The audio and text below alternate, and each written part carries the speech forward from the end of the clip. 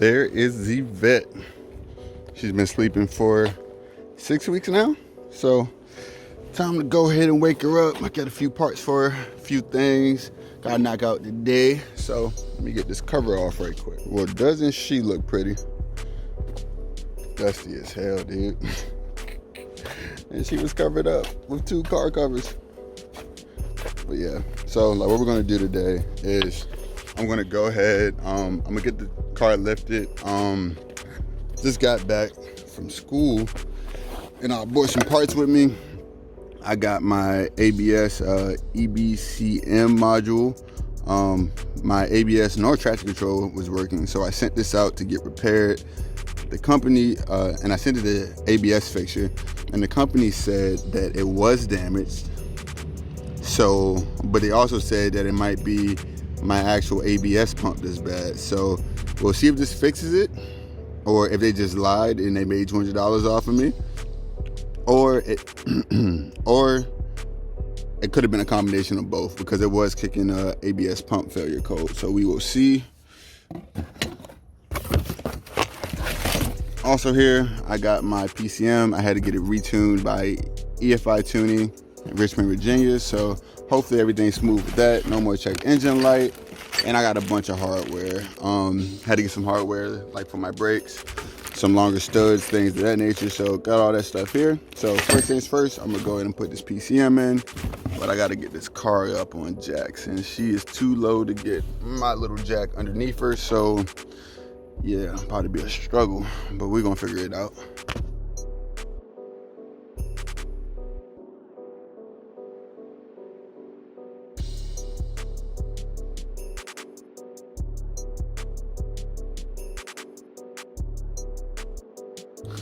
And I hope y'all can see because the sun is like right there. But what I'm about to do now is install my ECU/PCM, whatever y'all want to call it. But the computer that controls the engine, it sits right here in the passenger like front fender well. So there's this little panel right here, and it has a bunch of hardware that holds it under. There's a few of these like bolts underneath also, so I'm gonna get all those off right quick. They don't have access to reinstall my ECU. All right, so got that panel off, as you guys can see. So right here is where the PCM actually sits. So anytime you remove your PCM for any period of time, you want to make sure that you cover up with some type of plastic or protective material, because as you see, like these are actually, they got wet or whatever. Even though the car was covered and all that stuff, they still got a bit wet. So it's a good thing I covered these so nothing could get inside. So I'm gonna go ahead and remove this piece right here. It's just 2 more 7mm bolts that hold this, one right here, one on that far side in there. So I'm gonna get that off, then we can plug these back into our ECU after we double check that they're dry. And then I can move on to installing the ABS module.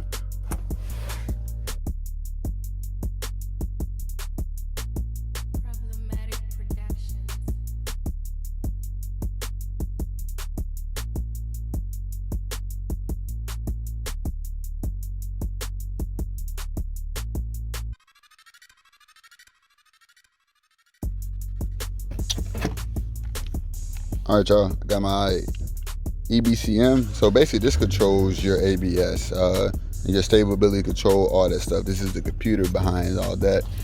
And it's gonna be kind of hard to see, but where those little nipples are protruding out right there, that's where this mounts. So what this does is it opens up the solenoids to tell,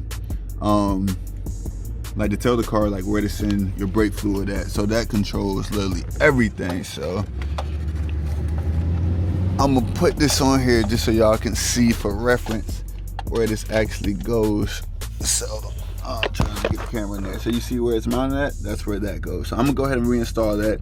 Hopefully when I reinstall this, all my ABS issues will be done for and the car will be 100%. So we'll see. All right, y'all, so got all the wiring harnesses plugged back into there. There's this plug and another plug on the bottom of that, got that in there. Go ahead and hook up my battery right quick. Then we're gonna start the car, see if we have any more ABS codes, all that good stuff. Hopefully not. Crossing my fingers up on this one because I just want my car to run so I can drive it and enjoy it, but we will see.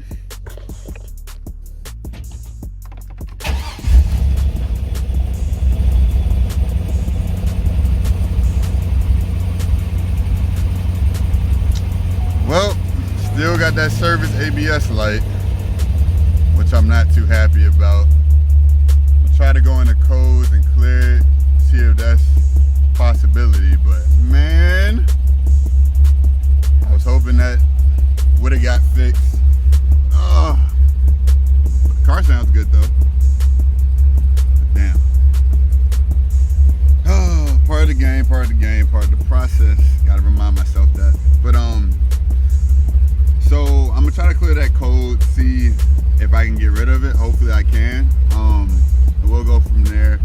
I gotta install my new brake studs or whatever, just for safety purposes, and I'll show you guys why in a moment. But we'll go from there. Well, I'm gonna go ahead and try to reset those ABS codes. So what I'm gonna do is put my key in accessory position. I'm gonna hold the options button, then I'm gonna hit the fuel button 4 times. So now she's in diagnostic mode. As you can see, my PCM has no codes. Then when I hit the options button, I have 1 code. So let me see. And that is a C1218. And the 8 stands for history, which means it's had this code before. So I'm gonna press my reset button right here. Clear that code, and if that code pops back up, then I know that there's something actually wrong with the traction control system, which I'll replace that pump. But if not, then we'll be good to go. So start it up, see what's up.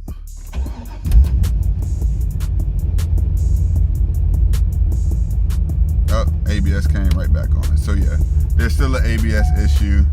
I'm assuming I gotta replace my ABS pump, so gotta look up on Craigslist, eBay, Facebook forums for another pump. If any of you guys have ABS pump for I think 02 to 04 at Corvette, definitely let me know. I would love to snag that up for you, from you. But yeah, go off to the brakes. This is the issue I was having with installing my bigger rotors. So to install the bigger rotors, I had to install spacers. So the spacers push the rotor, it pushes the caliper back to make space, and so the roller could turn freely. So that's all fine and dandy, but the issue was the original stud, right? The caliper, like mounting stud that it sits on, was too short. So if you look at this one right here, you can see I barely had any thread penetration on that nut.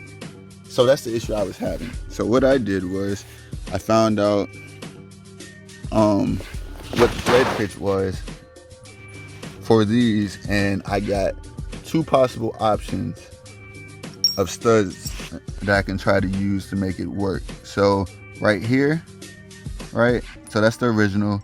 This is a slightly longer than the original. So it basically like just comes down to where the caliper actually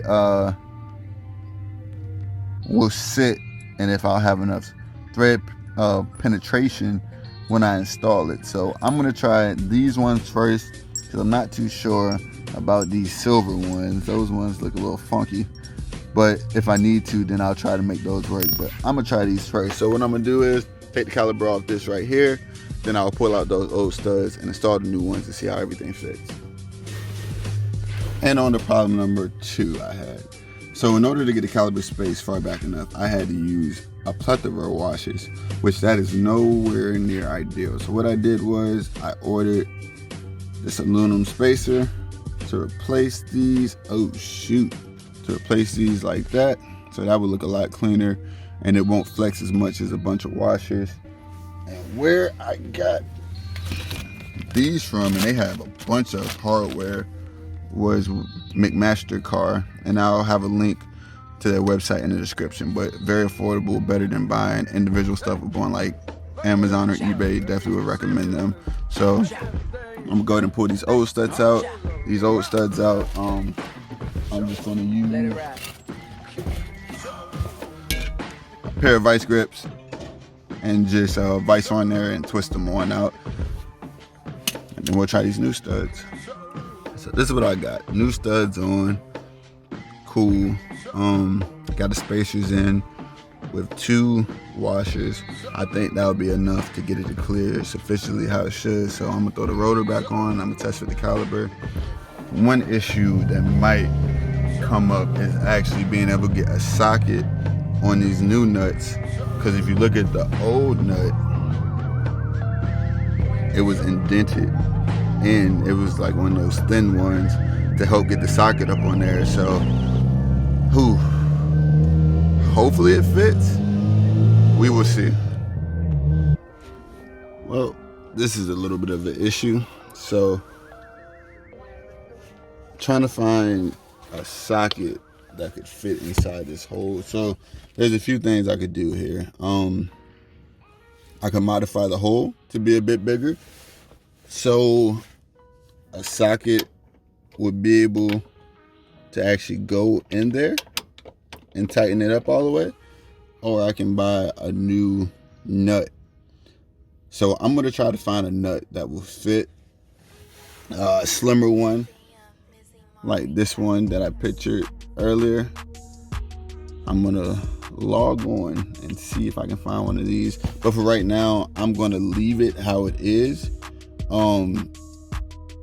and just drive it to the shop and back and not take it off base, just so I can get my sway bars installed and my long tubes installed, just so that doesn't hold up all the progress. So I'm gonna go ahead and take all this back apart and put everything back together and yada yada yada. Y'all know how that goes.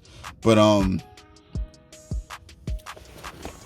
my phone is about to die, so I'm gonna go ahead and knock this out. I'm gonna put the car back down, but if you guys stick with me a little bit longer, and I'll show you guys some fresh parts I just picked up, a lot of dope stuff that's about to happen with the car that I'm super excited about. So just bear with me for one moment, and I'll show you guys in a minute. All right, y'all, so as promised, I'm gonna give y'all a sneak peek of all the new parts that I brought and what's coming up. So first and foremost, obviously can't really hide those beautiful 1 7/8 long tube headers.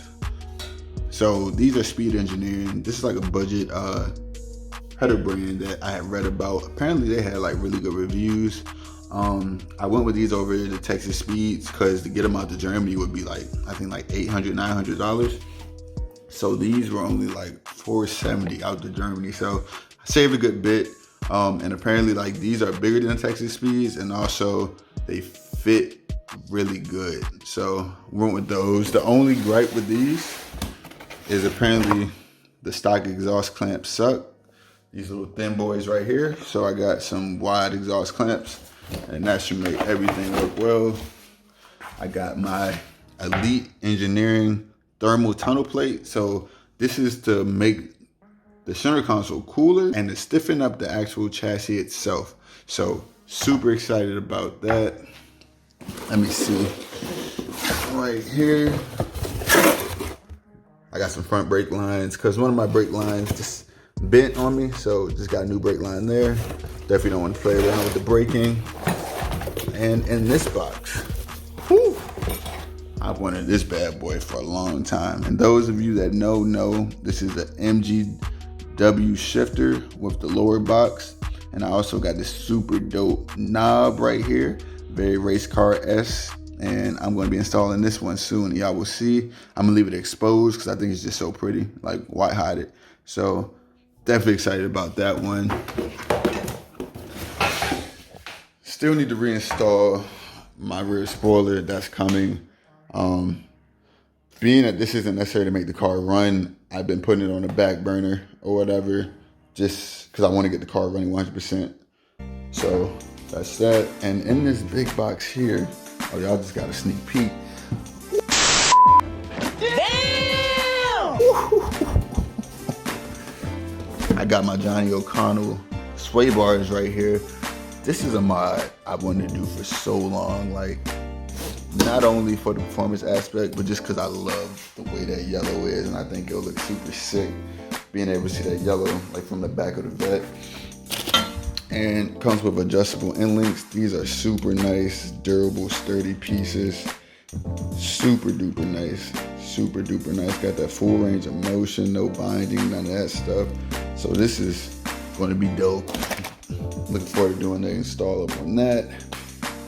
The headers, I I'm not really looking forward to the install. I'm looking forward to the after results because I should be shooting flames with the two-step. But yeah, but thanks for checking out the video, y'all. It was just a quick vlog, just to let y'all know where the vet is, because right now it's kind of in a place. Summer's almost over, which is unfortunate because I really was hoping to take it to the track one more time. Hopefully I'll get to. I'm gonna try to get those slimmer nuts and for the brake calipers, so hopefully I'll be able to find those. I really don't want to modify the caliper. I don't think that's the best idea, honestly. But yeah, so thanks for watching. Take it easy. I'm out.